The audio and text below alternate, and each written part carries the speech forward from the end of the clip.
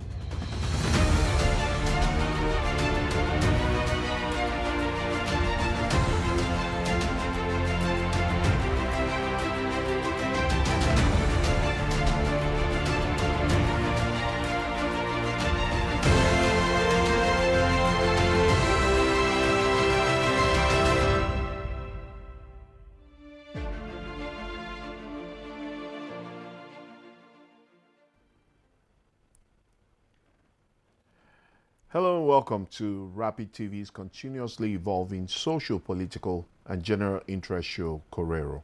I am your regular host, Nkamiang John the Beloved, also known to many as the Controversial. Now, on Wednesday, Justice Wilfred Bochi, chairman of a three-man panel at the Edo State Elections Petitions Tribunal, as he settled in to deliver the judgment of the Edo State Governorship Election Petition Tribunal on the 2nd of April 2025, felt obliged to get one ritual out of the way. Glancing left and glancing right, he asked each of his two colleagues on the three-man panel to confirm that the judgment he was about to deliver was unanimous. Justice Bochi only proceeded after each one of his left and the other on his right nodded affirmation. Now, the judge had good reason for this preliminary ritual. 48 hours before it was due, a leaked document purportedly or purporting to be the judgment of the tribunal went into circulation, and of course it made the rounds as far as the media is concerned. Well, ahead of Judgment Day, both leading parties in the electoral contest, which had mutated into a judicial one, the People's Democratic Party, PDP, and the All Progressive Congress, APC, felt compelled to issue dueling statements denouncing the leak and blaming the other for the supposed leaked document. The APC claimed that the PDP leaked a fake judgment knowing they would lose, while the PDP accused the APC of using the leaked fake document to gauge public reaction. Now, the leaked document suggested that the tribunal would deliver a split verdict, with one of the three judges discerning from the majority of the two who were supposed to decide against the petition of the PDP and its candidate, Asue Ighodalo. Now, when, therefore, the presiding judge asked his colleagues to affirm that the judgment was unanimous, he sought to telegraph that the tales of the leaked document of their judgment were unfounded, or, in any case, had misdescribed the decision of the tribunal. Now, instead of a split decision suggested by the leaked document, this was a unanimous court. Now, this was far from the first time the decision of an election petition tribunal in Nigeria would be foreshadowed by suggestions or allegations of a leak ahead of its delivery. So, if you just tuned in, this is Rapid TV's continuously evolving social, political, and general interest show, Korero. And of course, today on the show, we are taking a look at the judgment of the Edo Election Petition Tribunal that was issued last Wednesday by the three-man panel led by Justice Wilfred Bochi as chairman. Now, as always, the show is live and interactive on all our social media platforms, and we are streaming live on our website, www.rbnradiotv.com. gmail.com. And don't forget to follow, like, and subscribe even on our YouTube channel as well. And of course, if you choose to engage and interact with us, becoming a part of our growing online community, you can choose our WhatsApp portal with the number 0916-771-6035. 0916-771-6035. Number on the screen. And of course, tell us your thoughts, share your opinions with regards to today's conversation on the show. Now, as I highlighted earlier at the start of the show, this is not the first time that the decision of an election petition tribunal in Nigeria would be foreshadowed by suggestions or allegations of a leak ahead of its delivery. So, to give you credence to this position, let's take a walk down memory lane. At the onset of the presidential system of government in Nigeria in the year 1979, the contest between Alhaji Shehu Shagari of the National Party of Nigeria, NPN, and Obafemi Awolowo of the Unity Party of Nigeria, UPN, ended up before the Presidential Election Tribunal on the 20th of August 1979. Now, Obafemi Awolowo filed his petition against the declaration of Shehu Shagari as the winner of the election. The following day, military ruler General Olusegun Obasanjo invited Atonda Fatai Williams to the Dodan Barracks, as the seat of government then in Lagos, southwest Nigeria, was called, and offered him the office of the Chief Justice of Nigeria, CJN. Now, Fatai Williams' first task was to adjudicate Chief Awolowo's petition. The military had committed to handing over power on 1st October, a mere 40 days later.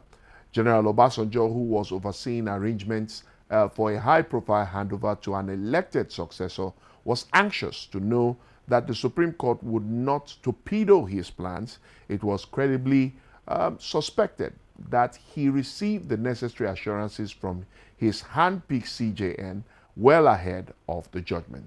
So, let's relive those moments with these videos as Chief Obafemi Awolowo, of course, made his position known at the end of the judgment, and of course the proceedings that followed after.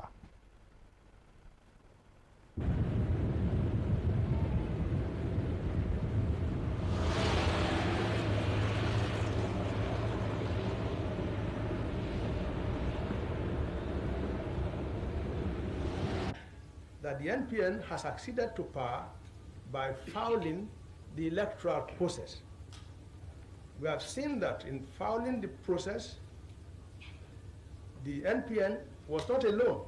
Indeed, by itself alone, there was very little the NPN could do which would have made any noticeable impact. But the FEDECO and practically all the organs of government were involved in the foul game.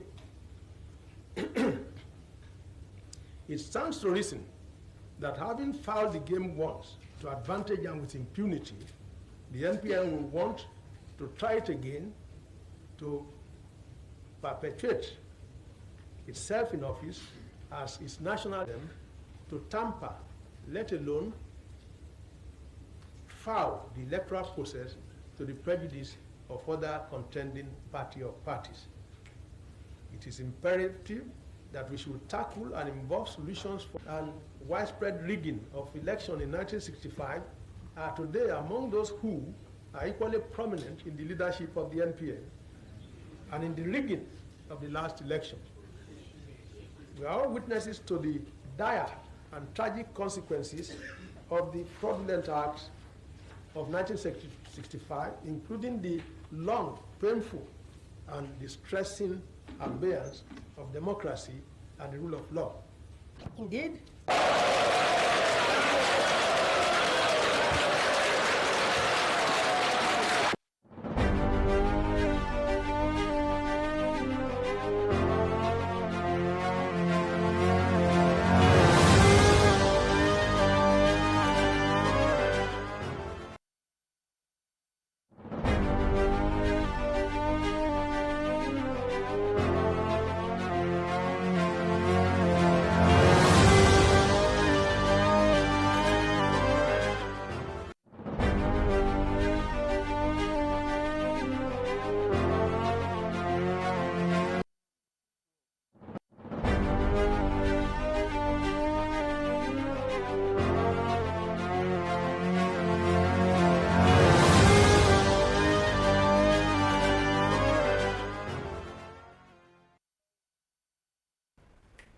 All right, Chief Obafemi Awolowo. Of course, the follow-up to that video was supposed to show the court proceedings, and of course, where the likes of Fatai Williams and, of course, some other senior lawyers talked about the petition filed by the presidential candidate of the United Party of Nigeria, UPN, Chief Obafemi Awolowo, challenging the declaration of Alhaji Shehu Shagari as the president-elect of the 11th of August 1979 presidential election. And of course, as I said, if that video had been played, you would have seen speaking outside the court where Abraham Adesonya, Chief Awolowo's counsel at the time, and Richard Akinjide, the counsel for Shagari. Anyway, moving ahead, in March of 2008, at the Action Congress, AC, the party then led by current President Bola Ahmed Tinubu vigorously alleged that the outcome of the presidential election petition challenging the announcement of Umar Musa Yar'Adua of the PDP as the winner of the 2007 presidential election had leaked. Now, Lai Mohammed, the spokesman of the party at the time, denounced the leak, proclaiming that the judgment would not stand the test of time, in his own words. Now, 15 years later, as the Presidential Election Petition Tribunal issued a 48-hour notice of the delivery of its judgment on September 4th, 2023, President Bola Ahmed Tinubu, at the time the candidate of the APC, whose announcement on 1st March as the winner of the presidential election was under challenge, departed for New Delhi, India, to attend the G20 summit. He arrived in India on the 5th of September, the day before the judgment, guaranteeing that he was going to be outside the country when the tribunal delivered its judgment. Many people believe that Tinubu traveled to India with the confidence of a man who had been assured ahead of schedule of the outcome that the tribunal would announce the day after he landed in India. Whether these allegations were true in any specific case is a subject for another day. Far from diminishing over the years, however, credible suspicion of breach of the deliberative confidentiality of judicial decision-making in election disputes and political cases in Nigeria have grown with serious interest. Now, they enjoy high credulity with the public, an indication of a deep-seated deficit of credibility that now clearly afflicts the business of what judges do in political and electoral disputes in Nigeria.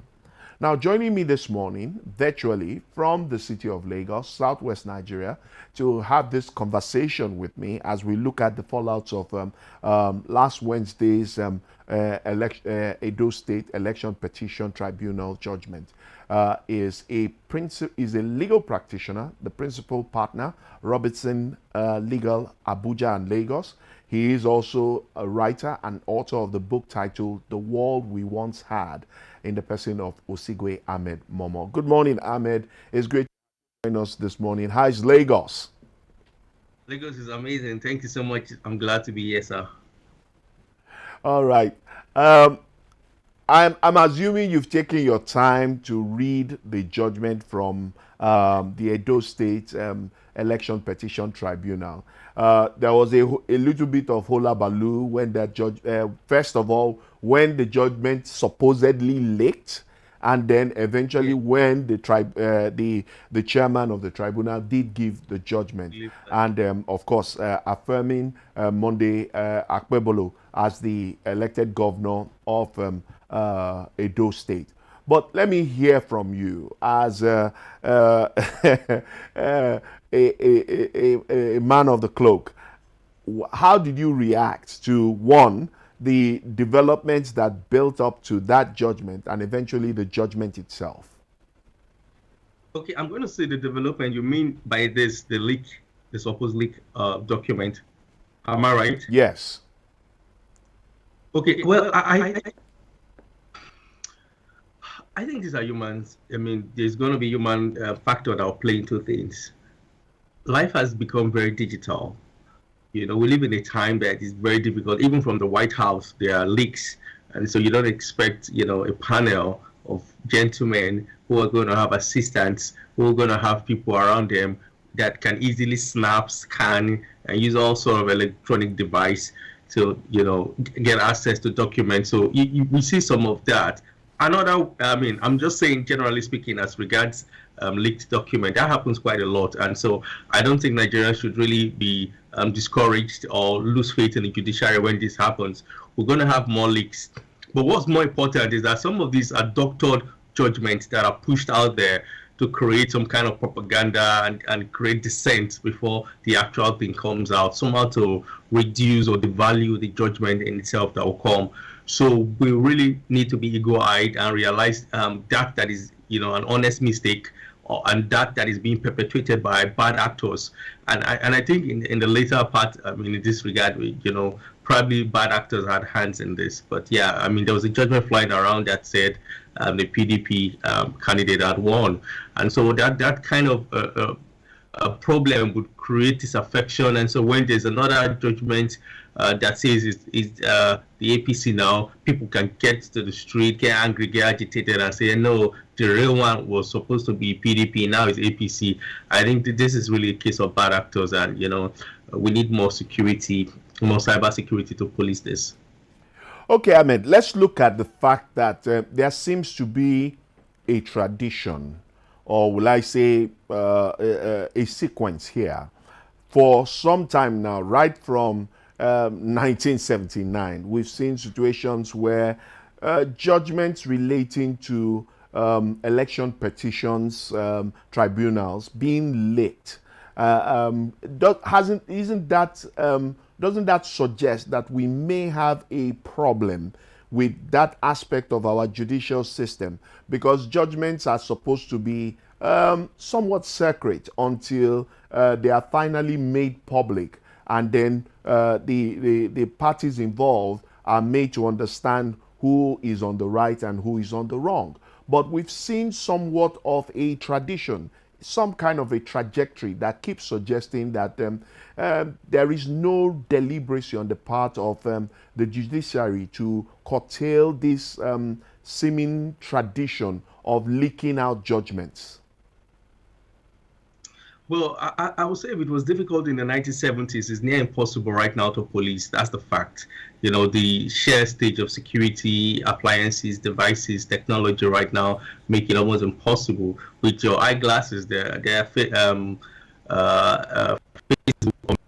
glasses these days that you wear. It looks like mine. Probably you're recording everything. So how would the judges know this? It's almost impossible. I think the only thing that can happen is punishment for the erring persons, anybody caught, found pushing this, especially those who coin fake judgment so as to distort the public perception of the judiciary. I think that this is something that our security agencies need to severely look into.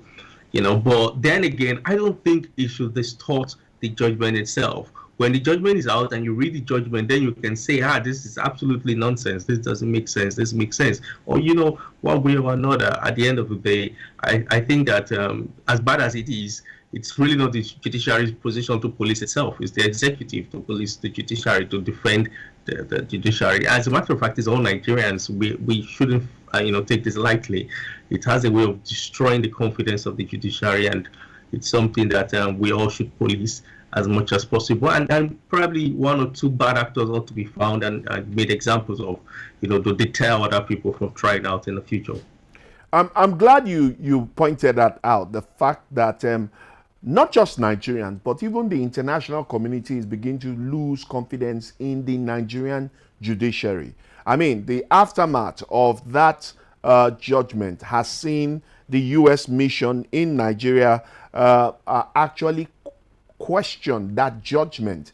Of course, there have been counter reactions. Some CSOs have come out to say it is not the business of the U.S. mission in Nigeria to get involved with political matters in Nigeria. But the fact that another country has seen loopholes in, and they gave examples and also made references to the errors that happened during the election in question, the Edo State gubernatorial election.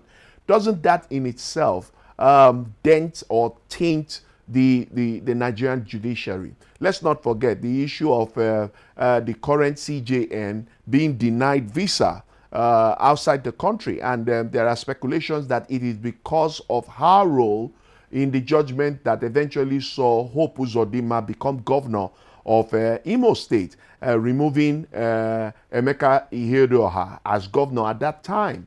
And we've seen scenarios where a lot of these judgments, whether it be the Supreme Court, be it the High Court, being called into question. Well, first of all, I think the sovereignty of Nigeria is paramount. I don't think America is in a situation or position to tell us what to do. To be honest, I've seen exceedingly laughable judgment from the United States of America. Laughable. We use the same common law. The kind of judgment that will make, even a baby lawyer, laugh, jest. I mean, look at the way they pursue the former American president, J. Trump, with some of the ridiculous legal policies, knowing fully well that a lot of people are not going to understand the law, read it, and they'll just, buy into sensationalism, including the supposed 37 count charge conviction for, paying out a porn star, Stormy Daniels. That was a joke. So my point is that there's no perfect judicial system worldwide. America is not in a position right now. I'm sorry. In the last 5 years, probably they've lost a lot of credibility from the judiciary. There are many judgments there that are laughable. But that's not to say that we don't have our own problems. We do. And I think that Nigeria has to wake up and become very responsible and realize that you ought to be the leader of the black race. And we're failing, at the basic things. And that's why we're having people coming to knock at our doors and probably tell us how to do or what to do or how to live. You get people who, who are not probably better than us ethically and all that, So we have our problems, of course, but I don't think any country should spoon feed us or try and tell us what to do and all that. We need to be proud as Nigerians. First of all, we should be Nigerians. And as much as this judgment, you may like the fact that a foreign country is trying to, schools be like a schoolmaster or schoolmasters, as the case may be. Don't forget, this is your country. We need to do better. We need to be better. And truly speaking, there are situations where the Nigerian judiciary has given judgment that I can't understand myself. It's very painful to watch, to read, but this is not one of them, in my opinion. This is not one of them, in my opinion. Why do you differ? Because there were evidences provided to show that ordinarily INEC didn't get the job done, as it were, in terms of the results. And all of that. So why do you say this judgment is not one of those judgments that should be called to question? Yeah, well, let me put it out there that I'm not a politician. I'm a lawyer, and I enjoy being a lawyer. Right? So sometimes I speak, and the APC will be very happy and say, "Hey, it's in our team on PDP." I mean, nobody's team, okay? I mean, the team of the law and what I believe is my conscience and what is right. To be honest, the court basically hinged its argument on the fact that you haven't proved beyond reasonable doubt. It is necessary to understand that election petition, on the whole, they are sui generis for a reason. In other words, they are a class on their own. And the spirit behind election petition is that elections are won by at the polling units, won or lost there. And it's not the duty of the court to interfere. And the court will only interfere when there have been at least something so grave and glaring that it becomes impossible and unjust for the court not to interfere. So the spirit of substantial compliance is what governs election petition, not right or wrong. It's substantial. So you who are alleging, you have a duty to show, to prove, to establish beyond all reasonable doubt that the wrong was so bad. Not just that there was a wrong. It's not enough to show that there was a wrong. You will show that it was wrong, and that wrong was so bad. And the bad was such that the vote and the will of the people were grossly overwhelmed by the inactions or infractions, as the case may be. In this case, the court basically said it is lacking merit. You have not established your claim because most of the witnesses you relied on were not the ones directly from the polling unit. Now, the PDP had their argument on two legs. One, being that there was overvoting, which would similarly be easy to establish, the overvoting. But then, the fact that many of the materials that were used to vote in itself were not, stamped. And they were not proper. Their serial numbers and all this documentation weren't taken. And so if you look at this from this angle, it means that their matter is quite easy to prove. But they now somehow didn't bring the evidence. So you pleaded a document. But the fact that you pleaded that document and it has been tendered doesn't necessarily mean that it has been proven. You will need somebody sometimes to come and establish to say, I was a voter at that ward or at that unit, and this is the position, somebody, a witness to drag or drive the point home. I think they failed in that regard. And they had 19 witnesses of some sort. And of the 19 witnesses, 5 of them were the actual people who were polling unit agents. They were the ones at the poll. And they are the ones, any other thing is hearsay. The man who was at the polling unit to say, this is what I saw, this is what transpired, it could be a voter. That's your powerful source. That was your powerful information. That's your option. You shouldn't let that slide or slip. But somehow they were relying quite fairly on Section 137 of the Electoral Act, that when you're bringing documents and this document shows infraction, you need not necessarily bring witness. But don't forget, the onus is on you. Now, in this case, court said, okay, I can see the documents that you're saying that you don't need witness for, but these documents, they are not complete. There were 7, there ought to be 9. And I can't speak about the 2 missing documents. You have not said anything about the 2 missing documents that ought to be here. The only person that could have done that would have been a witness from the polling unit, not your expert witness, not the ones at the local government areas, not at the ward. And that's where the problem was. I think that in this case, we all learn, if the court says there were insufficient with evidence, not that the evidence were lacking. I don't think the court really, the attitude of the court wasn't that, no, you didn't have a claim. It's just that this your claim, you didn't prove it. And I think we should be fair to agree that, okay, that's a plausible, ground. And the problem with this is that even if it goes on appeal, an appeal court is not a trial court. I was going to ask that if you were Ighodalo's lawyer, would you advise him to go on appeal? Because he said he will appeal that judgment. Absolutely. I mean, why would you stop now? You will want to try it at appeal. But my fear is that an appeal court is not a trial court. And so at best, the appeal court will only review, examine, and try and, see what has been tendered and established. And the failure or the paucity of witnesses, I would have thought that each unit that had this infraction would have at least 2 or 3 witnesses to come to say, hey, this is it. In election petition, this is not a case where you try to be miserly or, succinct with your evidence. You go all out. You put your best gun for your best foot forward. And I don't think this was done here. And I'm not saying that the fantastic, counsel of Aswa Ighodalo himself being a fantastic lawyer didn't do the best. I just think sometimes, there are humans, inside these their calculations, and they probably relied heavily on Section 137. And I think that should have been an oversight, I'll put it this way, that should have been, it's always best to err on the side of abundance, right? It's better to have and not need than to need and not have. So you better have those witnesses out there, better have those polling unit agents out there, and at the end of the day, the evidence, the court says we don't need them, then the court will say, oh, we needed them and you didn't have them, and you can't bring them anymore. So I don't think it's something that will fly. But of course, you have to give it a good shot. Okay. What about the conversations that has always been on the table, the fact that the courts should not be the ones determining election matters? When are we going to be able to cross that bridge, as it were? Because it's one thing for the court to come out with their judgment. It's another thing what the opinions of the people are, who themselves are the major actors when it comes to electioneering and elections.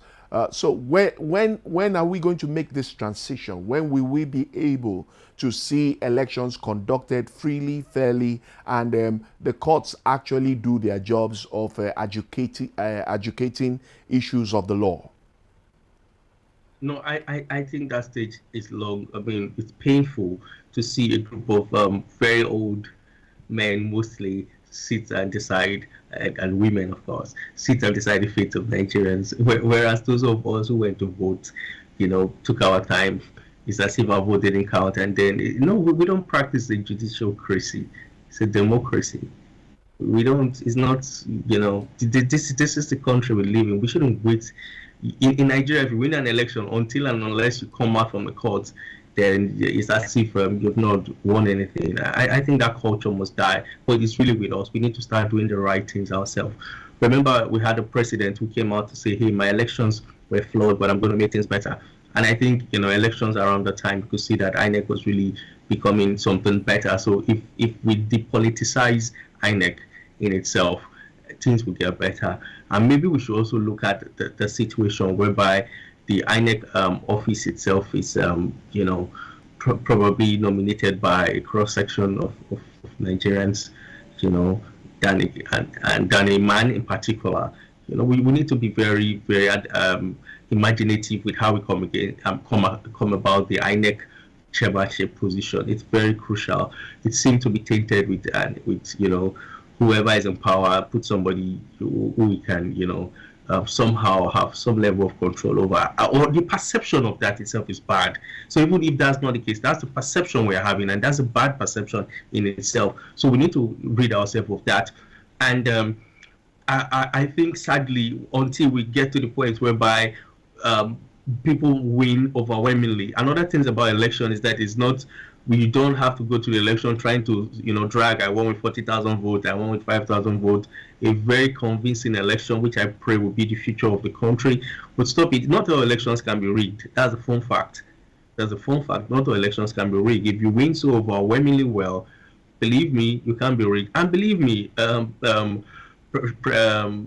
our president didn't win his home state. Bola Ahmed Tinubu didn't win Lagos State, right? And there are people in Lagos, my wife inclusive, would explain how she went through torment while she was trying to vote in Lagos.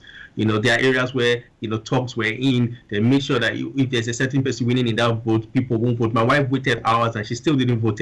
That's to tell you the level of election manipulation in Lagos State. Yet a certain candidate won. Why? Because he won overwhelmingly.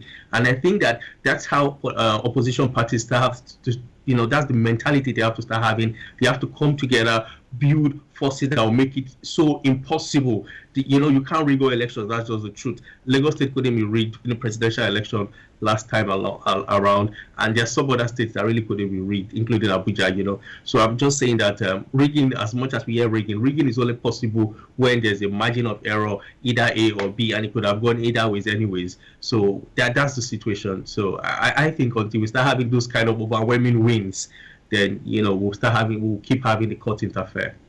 Now you highlighted the fact that it's not a judicracy but a democracy, and there is need for us to actually decide the polls at the polls.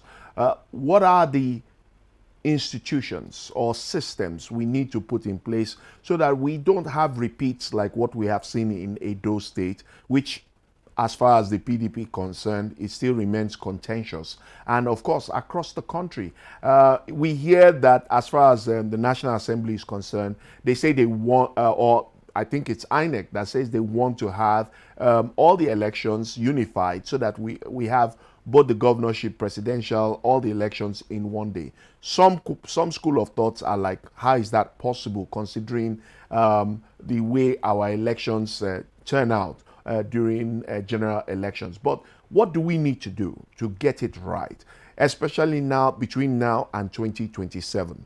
Some will say there's still time, but already within the political stakeholders, we can see activities already taking off. Some pre-campaigns are already in the air. So what do we need to do? Well, I think one of the things we need to do is to look at party primaries, right? Believe me, Nigerian election, as bad as we think we have things right here, America is looking up, is admiring some features of our election. They're still talking of having a public holiday on the day of voting and one day voting, That's what America is clamoring for their presidential election. And elections been announced, a day or two after the elections. In some states, it goes to weeks. California, for example. So I'm just saying that our system is bad, right? But we still a try. So we should know that we have a hope. Our system is not bad. It's our people. It's the people. It's not the system. I keep saying that the Nigerian system is not terrible. It's the actors themselves that make these things terrible. Otherwise, the way our system is, if we have good actors, well-intentioned people, we can get the best out of what we have. Honestly speaking, we need to work on some areas. I think one of the areas we need to work on is party primaries. We have to make sure that people are aware. It's not a matter of at the end of the day, these are the ones that are forcing on you. Nobody really, or the public was not really involved in the the choosing of a candidate in itself. Is almost as if you rich people can just decide, hey, this is the person I'm putting out there for your flag bearer. It has to be your gubernatorial candidate. I mean, I didn't know how my president governor came about. It seemed as if it's voiced out there, and all of a sudden that's the will of the people. And all that. That's just the truth. But I'm not saying that. The fact that you're unknown before the primaries doesn't mean that you can't win an election. It can happen, definitely.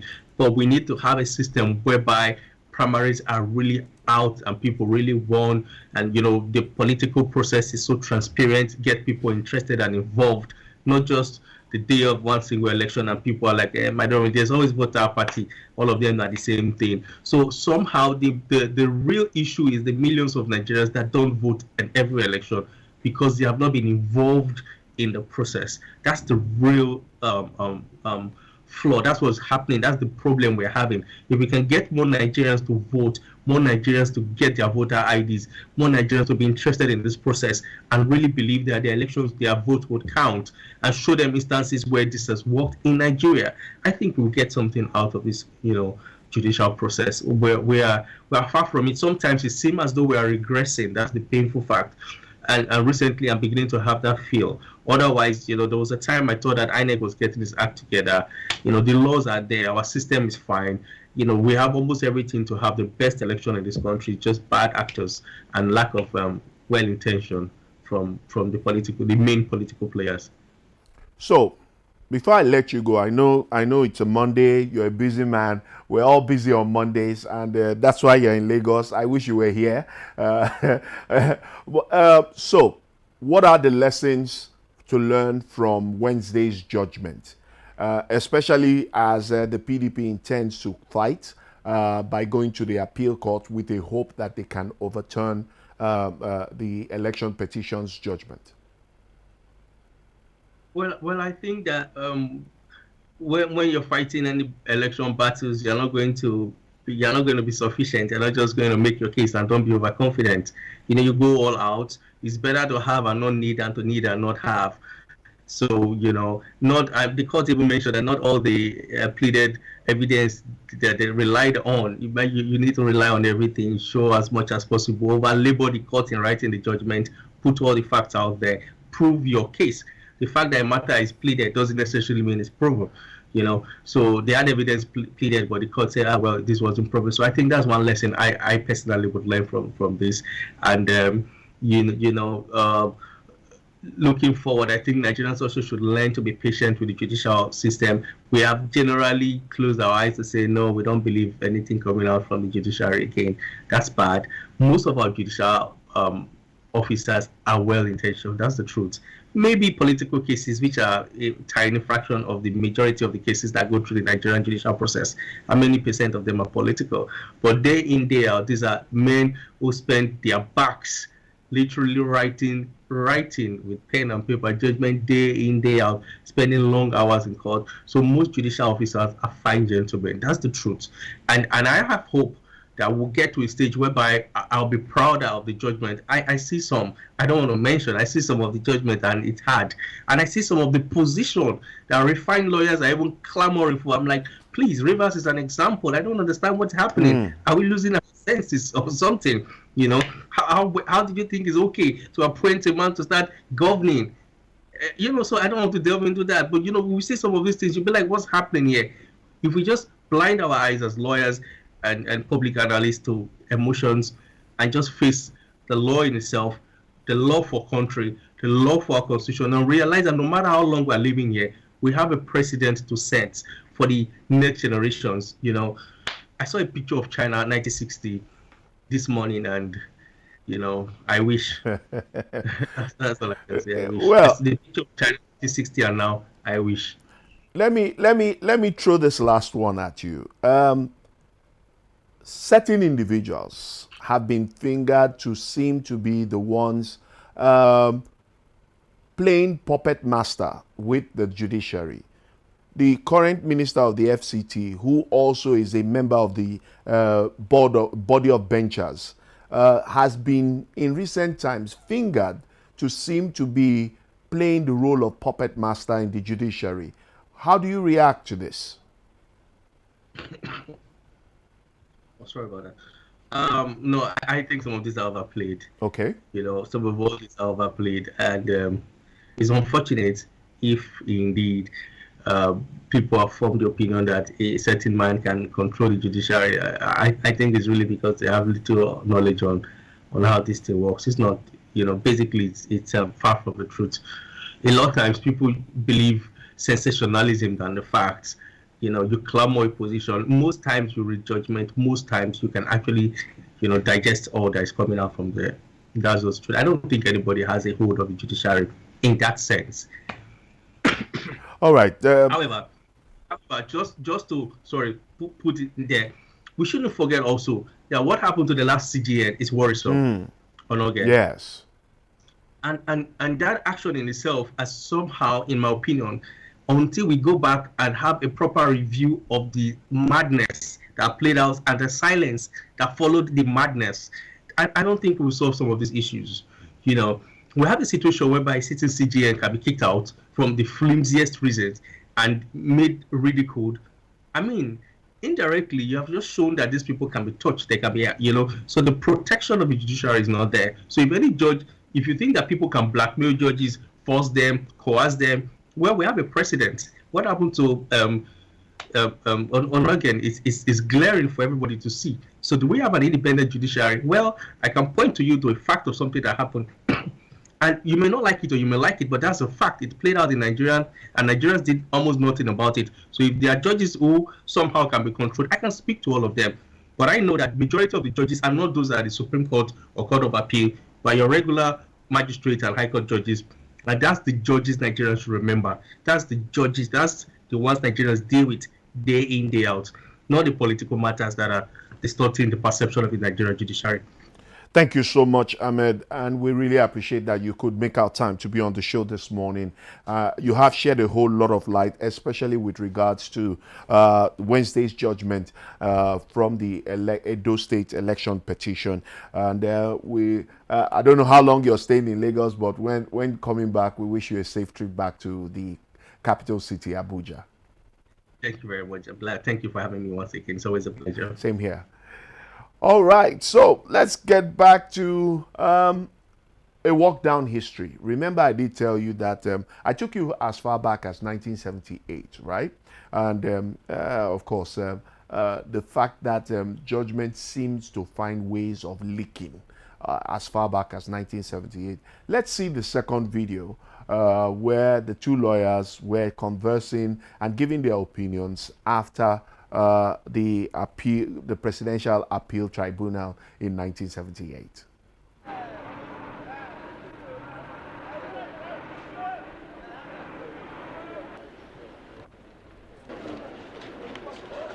But we are not waiting for 14 days.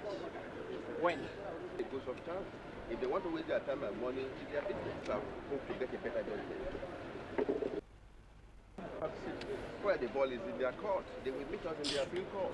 Take montage and come back now. You are leaving it blank. So you said that.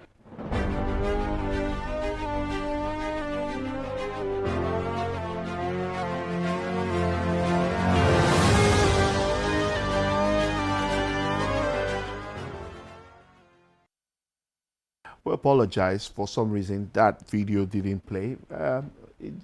it's pretty old, right? So you can understand the challenge we had having to play.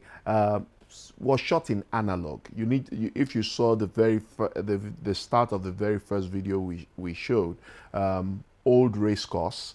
I beg your pardon. CMS. Yes, I mean the place was literally empty as far back as 1978. So just oppose that to the current CMS, and you will see the difference, how that area of Lagos has transformed over the years. Anyway, on Friday, the U.S. mission in Nigeria stated that the collation process, which resulted in the All Progressive Congress's Monday Okpebholo being declared the winner, was flawed by serious lapses, right?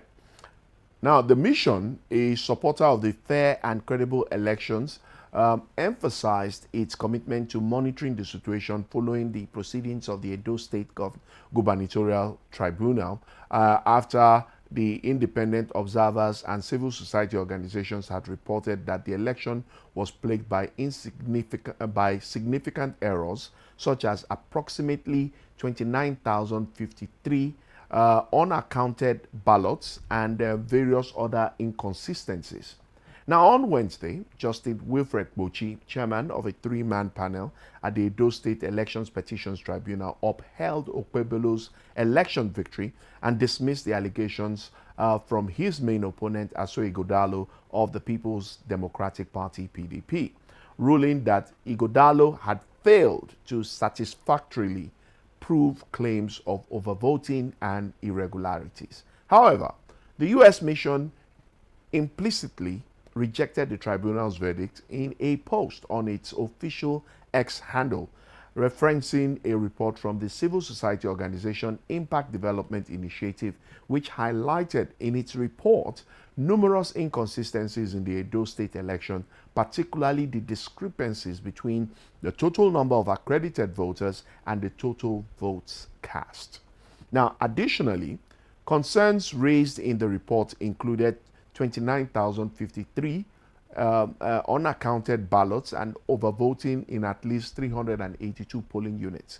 Ighodalo of the PDP has vowed to appeal the tribunal's ruling to challenge his claims that the elections were rigged in favor of Okpebholo, who had since been sworn in as governor. The U.S. government has stated it is intently focused on the developing situation, with U.S. Ambassador to Nigeria, Richard Mills, advocating for transparency in electoral matters to restore public confidence in the judiciary and other key government institutions. Now, the U.S. government has also imposed visa restrictions on justices and politicians perceived to have undermined Nigeria's democracy. It is believed that the Chief Justice of Nigeria, Korero, was denied a visa to the United States due to her involvement in a controversial 2020 ruling that removed Emeka Ihedioha from office and declared APC's Hope Uzodinma the winner of the Imo State governorship election. Now, to wrap up today's edition of Rapid TV's continuously evolving social, political, and general interest show, Korero, not everyone agrees with the position of the U.S. mission in Nigeria. Now, a civil society organization, CSO, has faulted the position of the U.S. mission in Nigeria on the Edo State Election Petition Tribunal judgment.